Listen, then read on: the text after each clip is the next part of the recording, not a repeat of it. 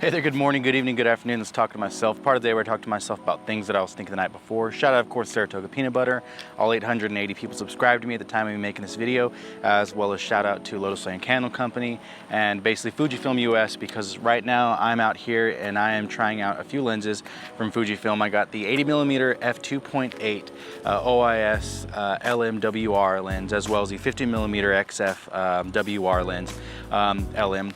Got these. I'm gonna be doing kind of a portrait shoot. I'm gonna put these up with my 90mm f2 and my 35 1.4 that I personally own, and I'm just gonna be going through basically the hoops as well as the 50 1.2 against this on the X-T4. You guys are gonna see this come out in kind of a series-based thing. Today, I'm gonna focus on a specific lens as soon as my model gets here, and I'll be doing that as I release these. And ultimately it'll culminate in basically me just talking about what exactly I'm seeing from each and every one of these lenses. So of course, we're here still with Daphne, AKA Baked Cowgirl. She's a huge baker, or you'll be able to see if you ever follow her on any of her socials.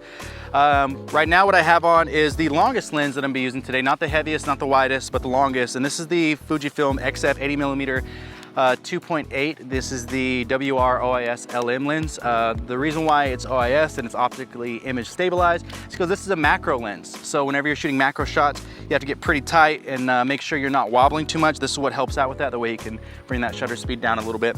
So I'm gonna be shooting with this as a portrait. You're gonna see it at f2.8. It's still gonna have really good compression.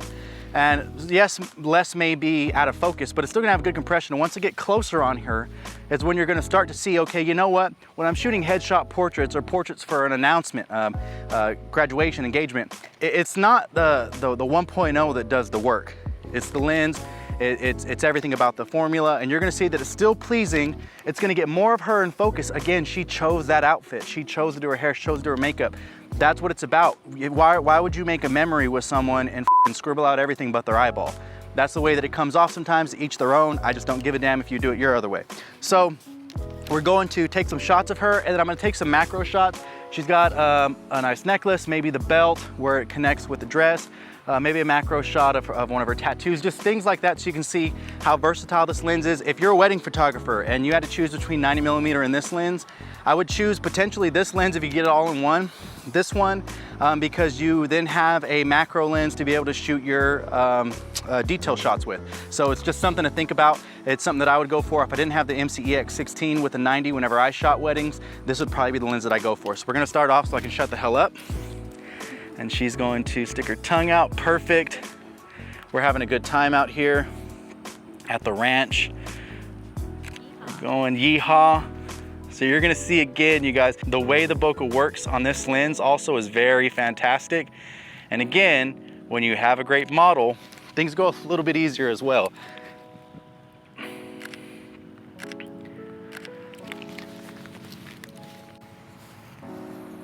Perfect.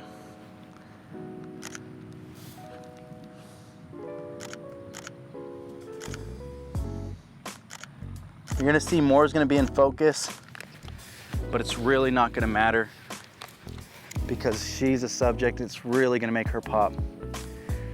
Behind us, there's some department warehouse buildings, some antennas for radio signals. All that is basically made into mush. Also, just a word to the wise, since we're here already, if you're a photographer, make sure not to be a creep around models, please. Just a word to the wise, especially if you're in the San Antonio area, because the models here will cut you. Perfect. So now I'm gonna get in a little bit closer. I'm gonna take some detail shots, her belt, the end of her necklace, things like that, so you guys can see exactly the macro capabilities. And the one thing that will stick out over and over and over again is how fantastic this lens is. We'll stop down when it comes to shooting these things. So I know this may not be the average kind of shot or design, or if you're a wedding photographer, you're doing details, they're sitting down. But this is just to show you exactly how good of a shot you can get. I stopped down to X6.4 from 2.8. You see exactly what you can get. Now my ass is completely sweaty, so I'm going to switch to the last lens in this whole thing, but this is the 80mm f2.8, a fantastic lens. We'll look at this more when we can get back to the house.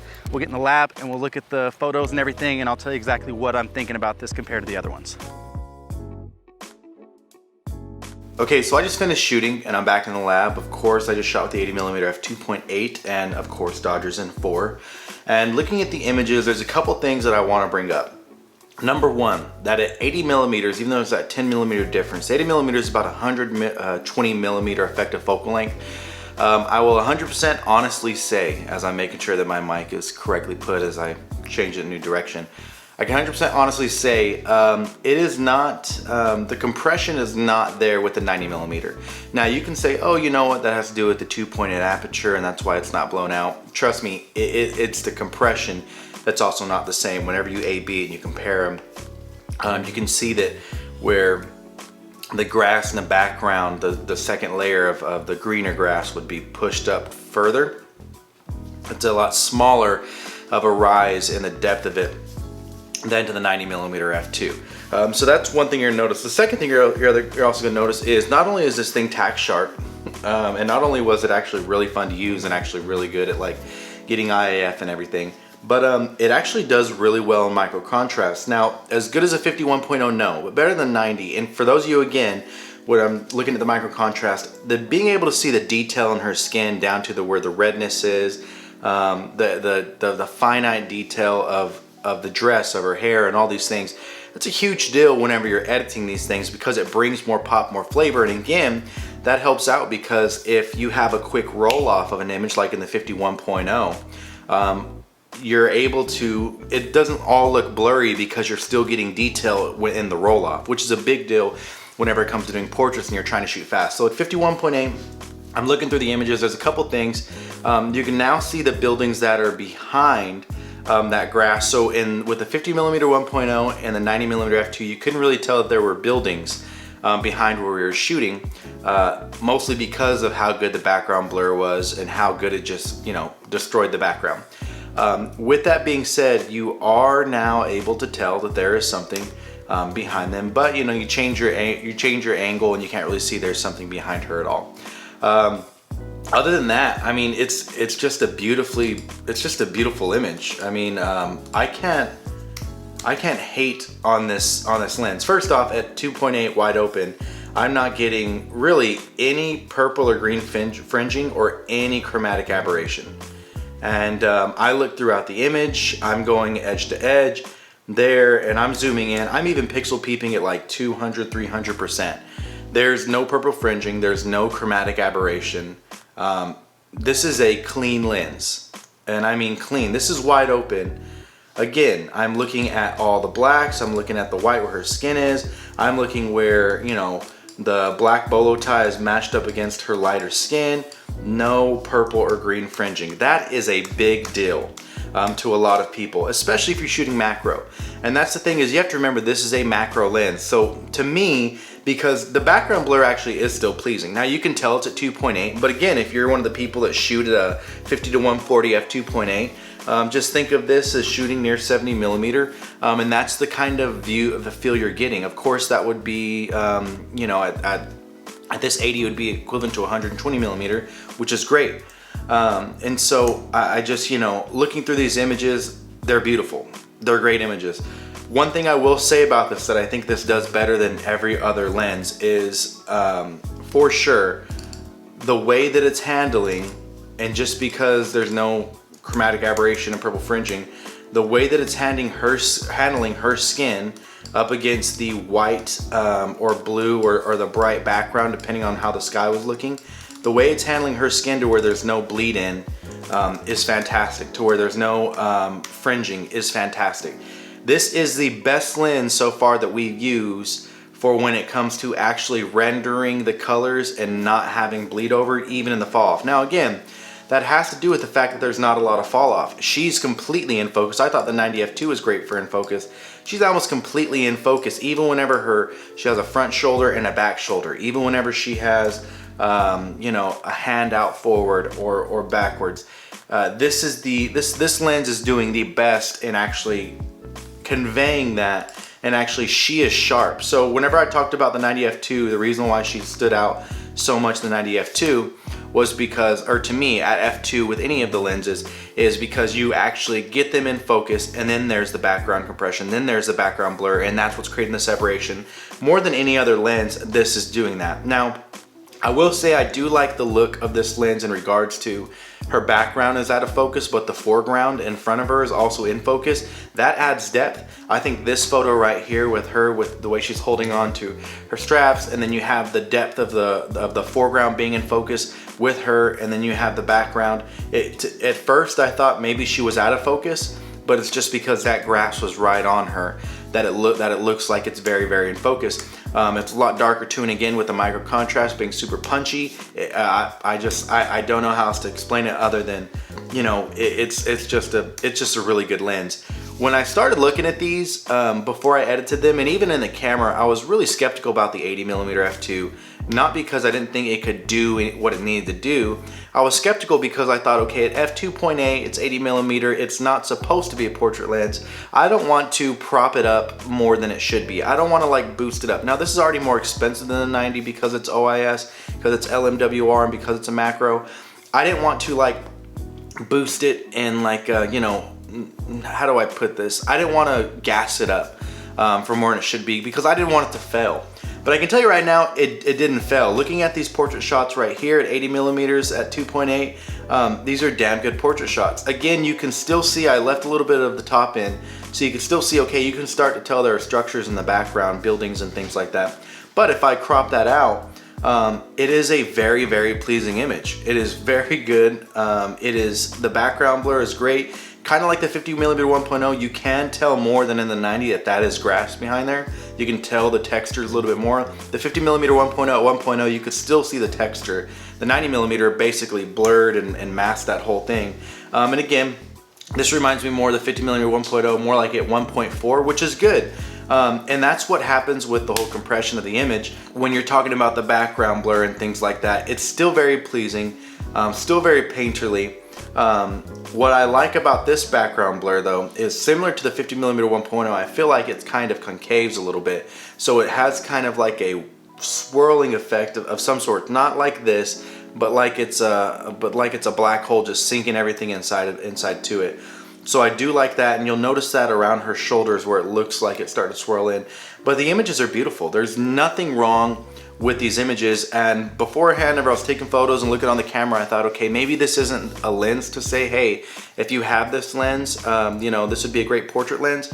But now I'm kind of looking back on it and thinking, you know what? After seeing these images, after seeing the close-up, this image right here, the one that I'm about to put up on the screen, this is the best example of the swirl that it's getting that I'm talking about. The 50mm 1.0, you can't tell as much as about the swirl unless you look at it deeply because of the 1.0 being able to blow everything out. But this is what I'm talking about. So it has a unique kind of background blur, and because of this makes it to where, you know what, I think back about what I said, and I could actually say that if you're a wedding photographer, f2.8, you're gonna get everyone in focus during that kiss. So it's gonna be benefit. I would definitely say if you get this lens for $1,000 and you only had $2 grand to spend, you're not only getting a still, but you're getting two lenses in one, because now you have a lens to shoot your details instead of like me. I have the MCEX 16 that I'll couple with my 90mm, that I'll couple with my 35 1.4, my 16 to 55. I have to use those lenses in conjunction with my adapter. And sometimes there are limitations. There's no optical image stabilization for any of those, which is an issue sometimes because I have to stop down quite a bit so I don't have a whole bunch of image shake or blur. There's the fact that even at 90mm, it's just a little bit too tight, and so I have to really get on my tippy toes and back up, which is unfortunate. I used to have a 56 1.2 I could do that with, which was really great for a situation like that, but the 90mm, I kind of got to tippy toe or back up or stand on something in order to get the details or put them on the floor. So with that 80mm f2.8, not only are you getting that amazing macro quality, but if you're looking at these images, you are getting great portrait quality images as well. And now when it comes to the part of this that is in the name, the macro, I just took a couple shots, well, I took a few shots, but these are the ones that stood out. You are getting a lot of detail, and this is what I talked about where there's no chromatic aberration, and that's why it was a big deal. If I punch into these images, you are getting so much detail in this image, it's ridiculous. And whether or not it's all in focus because I didn't stop down enough, doesn't even matter. The fact is, you're able to get super beautiful, pleasing images without an adapter. And that's a huge deal. Now, she might be mad at me because I'm showing her nails because I told her she didn't have to paint them, which was my fault because I told her don't even worry about it. You're gonna be pretty far off and no one's even paying attention to your hands. But still, the amount of detail I want you to see is to the fact that you can catch my reflection in this silver end of this tassel. You see my reflection. That's my reflection taking this. That's how sharp and that's how good of a lens this is. I want that to be something that everyone's taken away. Look at how sharp this lens is, that you literally see my reflection down here and it's a crisp reflection. When you're taking photos of macro things, it is amazing the fact that when there's enough detail to be able to tell the micro details in things. And again, this is a micro detail. Think of how small, when it comes to this shot, my actual reflection is in this tassel, and you have my reflection. This is a fantastic lens all around. Would I pick it over the 90mm f2? No, I wouldn't. Would I pick it over the 51.0? No, I wouldn't. But if you're someone who likes to shoot macro, or you shoot, again, weddings or even product photography where you need details, that's another one. If you shoot product photography and you want details, or if you're a kind of person that likes to shoot portraits and you like to do detail work with portraits, let's say you're shooting stuff for a state championship and you want to get a photo of someone's ring as well as them, and so you want those details, or you're an event photographer and you need details of certain things when it comes to awards or things like that given. This lens is a major go. 3 major goes, shout out to Flossie Carter, just because of not only how sharp it is and not only how well the rendering is, because look at this image as a whole. Look at that little decahedron bokeh ball. I mean, it's just a fantastic lens. This is just a fantastic build quality in it. It's OIS, which is great, so you get the optical image stabilization, and it really does help with a lot of these images and taking these photos. I can't say a bad thing about this lens. Is the background blur as great as the 90f2 or the 51.0 or the 35.1.4? No, it's not. But it still has great compression, and still it does a great job of separating your subject from the background. Again, I'm hoping this can make y'all see more than anything that you don't necessarily need a whole bunch of background blur in order to make a pleasing image, because that's not true. Because if you're asking me, these images are hella pleasing without a lot of background blur. Even more so, I think she posted more of these of herself on her socials than the 90f2 and the 51.0. And I think that being able to see the beauty of the area around her is a big plus and bonus, because it's telling more of a story. I specifically chose this area because of the tall grass, because it made it look outdoors, wasn't it? This whole thing. I specifically chose that, and being able to show that and tell that is a big deal to me. And I think whenever you're having people choose stuff for you, you know, someone's like, hey, I want to go to a shoot with a lot of greenery, or I want to go to a shoot that's very industrial, or hey, I want my engagement photos at this place, at this this monument, or whatever, that has special meaning to us. There's someone who wants me to go shoot in the RGV at a college because, oh, this is where we met and this is where I graduated and I'm moving from the city, so I want... This is the kind of lens that would be great for that, because you can still see a lot of the detail, and I think that's what people are looking for whenever they're shooting portraits and they want a specific location. But even more, the beauty of this is, look at how great this macro lens is. It is a fantastic, amazing, beautiful macro lens. I mean, like, I'm blown away. I'm blown away the fact that you can see so much detail in my own reflection. Like, I can see my arms, I can see my face, I can literally see the camera lens, like I can see my body. Like, there is so much detail in that. You can even see the sun. So this overall, this lens is a major go. If I'm talking about just portrait lenses, this would not be a portrait lens that I would, if it's only used for portraits, this would not be a lens that I would recommend, period. But when it comes to, okay, this is not going to be just a portrait lens, but also a detail lens and a product photography lens, this would be it. Would this lens be as great for when it comes to landscapes, yeah, it actually would. The optical image stabilization would help you out a lot, being able to shoot faster and shoot landscapes, so I can also see that as well. This may be a great do-it-all lens. This may be a lens, and it's a big lens. That's one thing to keep in mind. It's a larger lens. This may be a lens that when you're thinking about it, you know, it's gonna take a big part of your kit. But maybe if you're someone who, you only have a couple lenses, let's say you do one of those things, weddings, landscape, wedding or product photography, this would be a lens to buy because you know you could do other things with it. And I just think it'd be a sound investment. I don't think the prices are too bad whenever you're getting them used. And you know, I think you could do much worse. Would I recommend this as an overall lens over the 50mm 1.0? Yeah. Would I recommend this as an overall lens over the 90mm f2? No, I still wouldn't. But this is pretty close. So shout out, of course, to Fujifilm US for sending me the gear. Of course, this gear did not exchange hands with any money included. And these opinions are all mine, and they had no say in this. So hope you guys enjoyed this. I hope you understood everything I was saying, and I hope it makes sense. So have a good one.